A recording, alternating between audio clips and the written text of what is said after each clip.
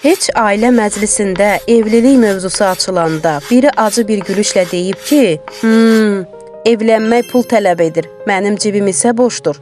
Sonra hamı ardınca deyib, axı nə vaxt ailə qurmaq istəyirsən? Yaxud öz-özünə fikirləşmisən, axı mən çox geri qalmışam, ümumiyyətlə hardan başlayım? Allah Quranda gözəl bir vəd verir ki, bütün bu qorxuları yox edir. وَانْكِحُوا الْأَيَامَ مِنْكُمْ وَالصَّالِحِينَ مِنْ عِبَادِكُمْ وَإِمَائِكُمْ إِنْ يَكُونُوا فُقَرَاءَ يُغْنِيهُمُ اللَّهُ مِنْ فَضْلِهِ. Subaylarınızı evləndirin. Əgər kasıb olsalar, Allah öz lütfü ilə onları zəngin edəcək. Bir düşün, necə də gözəldir ki, Allah özü bizə deyir.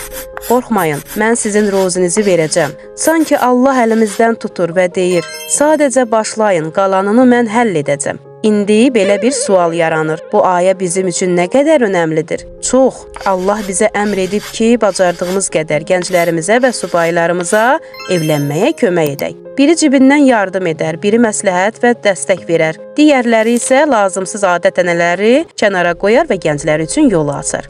Ailə həyatı Allahın böyük lütfüdür. Cəmiyyətin sağlam və uğurlu olması oradakı evliliklərin düzgün və vaxtında baş verməsi ilə bağlıdır.